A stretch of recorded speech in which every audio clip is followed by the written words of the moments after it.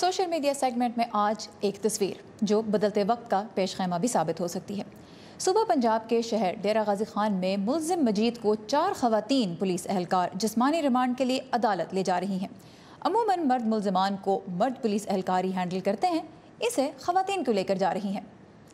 इसकी वजह है इस तस्वीर से कबल सोशल मीडिया पर वायरल होने वाली एक वीडियो जिसमें मुल्जिम मजीद एक लड़की को तशद्दुद का निशाना बनाता हुआ देखा जा सकता है। और अब तक की मालूमात के मुताबिक ये मारपीट घर के दीगर मर्दों की मर्जी से हुई और उनकी मौजूदगी में की गई। वीडियो सोशल मीडिया पर आने के बाद बहुत इस पर एहतजाज किया गया ऑनलाइन, और फिर इसका नोटिस लिया वज़ीर आला पंजाब के स्ट्रेटेजिक रिफॉर्म्स यूनिट ने, जिसकी मदद से फिर पुलिस ने मुल्जिमान को गिरफ्तार किया और फिर खवातीन के हुकूक और इख्तियार को उजागर करने की एक कोशिश के तौर पर औरत पे हाथ उठाने वाले एक मुल्जिम को कटहरे तक ले जाने का फ़र्ज़ भी औरत को ही सौंपा गया।